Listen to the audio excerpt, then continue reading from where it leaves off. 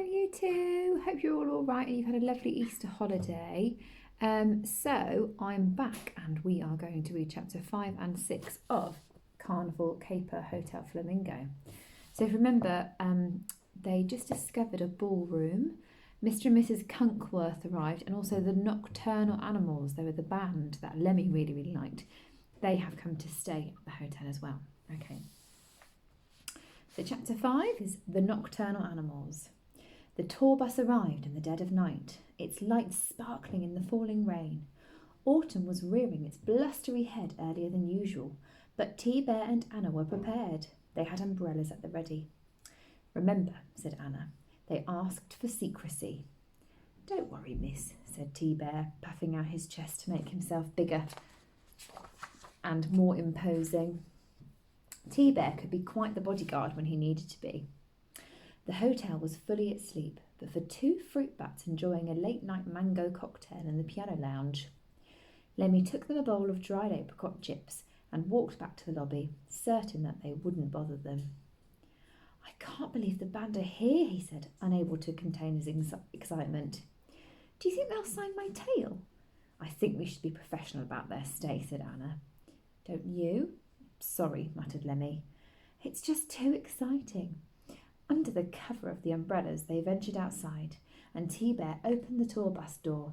"Evening all," he said. "Welcome to—" A rather angry-looking honey badger trudged down the bus steps. There's the honey badger. He doesn't look very happy, does he?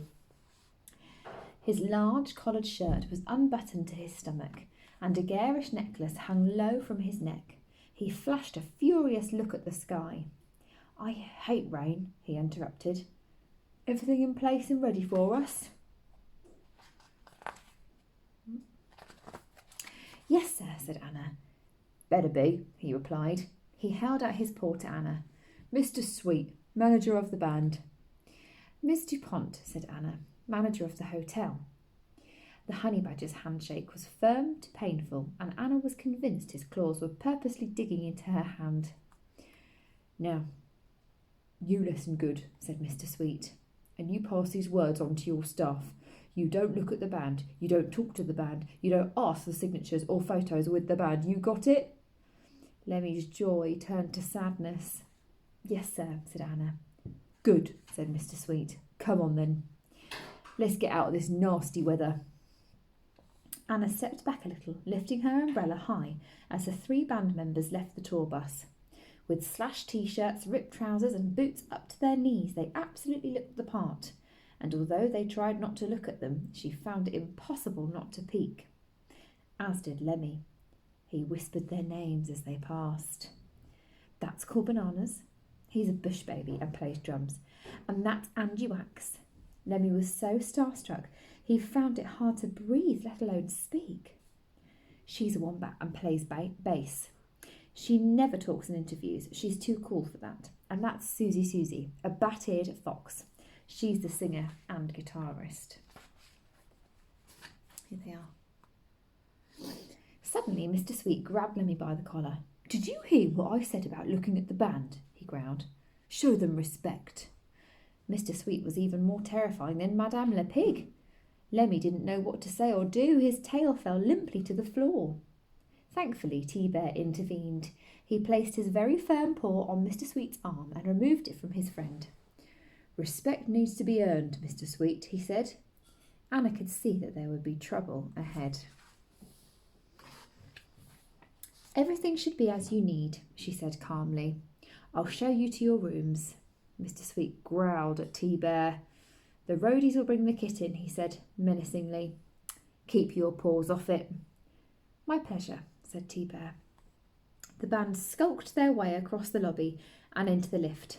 "Fifth floor, Squeak," said Anna. "Right away," he replied, looking at the floor. "Nice hotel," said Susie as the lift started to move. "I love the flamingo vibe." "Sure is," said Cool Bananas. "I could live here. Loads of space for drum kits." Angie Wax stood silently, her fringe hanging over her eyes. Anna wondered why anyone would be too cool to speak. The lift bell chimed and Anna stepped out. "Here are your rooms," she said, passing Mr. Sweet their keys. We'll need room service, he said. It's been a long ride and we're hungry. You want food? Now, said Anna. We're nocturnal, said Mr. Sweet with a growl. I thought this place was a hotel. Don't you do night meals? If only Lemmy had let her know about the band sooner, thought Anna. Yes, sir, she said. Of course, just call the front desk. She stepped back into the lift, feeling grumpier by the second. Manners cost nothing, do they, Squeak? She said as the lift doors closed. No, miss, said the mouse. Can I sign off for the day now, miss? Absolutely, said Anna. Thank you, Squeak. And there's Squeak. That was a short chapter, actually. And this is chapter 6, and it's called Midnight Feast. Anna rested on the front desk, growing sleepier by the minute. It was way past her bedtime, and watching the phone to ring was as bad as waiting behind a sloth in the queue for the toilet. The band's roadies started dragging crates of instruments and concert gear through the lobby, guided by Lemmy. Anna called him over. You could have told me they were nocturnal animals, she said. I thought it was obvious from their name, said Lemmy with a shrug. But they need feeding, Lemmy, and there's no one to cook. Madame Lebig will be fast asleep. An escaped snare drum rolled across the carpet and Lemmy ran after it. Sorry, he said, making a hasty escape. Anna was very nearly asleep when the phone finally rang. Reception, she said, pulling the phone to her ear. It's Mr. Sweet, said the honey badger. I've got our room service order. Fire away, said Anna, her pen at the ready. A snowgrass and ginger root smoothie, he said. 1 termite tortilla, a bowl of honey chips, oh yeah, and a dragon fruit salad. Got that? Yes, sir, Anna said. I'll have it with you as soon as it's ready. She put the phone down and rubbed her eyes. It was time to wake up Madame Le Pig, and she was not going to like it one bit. Anna crept downstairs to the chef's bedroom, which was a little further along the corridor from her own. Madame Le Pig slept as loudly as she shouted. Her rasping snore rattled the door handle. After a brisk, if cautious, rap on the door, Anna waited nervously. The snoring stopped, but there was no reply. She knocked again, and then the floodgates opened. Who is this disturbing my beauty sleep? Squealed Madame Le Pig through the door. Anna cringed. It's me, Anna, she said. The nocturnal animals have requested food. At this hour? Blasted Le Pig. They're awake at night, said Anna, so they eat at night. I am not stupid, declared Madame Le Pig. I know what nocturnal means. Sorry, yes, Madame, said Anna. But I, continued Madame Le Pig, am not nocturnal, so go away. Anna so desperately wished she could make the food herself. Please, she said, they're really important VIP guests. Madame Le Pig's door creaked open. She was wearing bunny rabbit slippers and unicorn-covered pyjamas. VIP guests, she snorted. Who are these VIP guests? It's a rock band called the Nocturnal... The Nocturnal Animals? Squealed Madame Le Pig, cutting Anna short. That's right. Madame Le Pig hurried back into her room and threw on a dressing gown and her chef's hat. Why didn't you say? I did.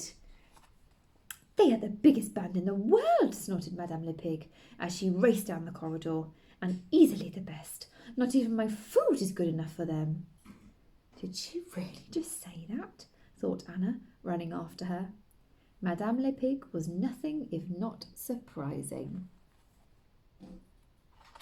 There we go, and it's chapter 7 is a different class of guest, but we'll stop there and I will load the next few chapters onto YouTube soon. Okay, bye bye.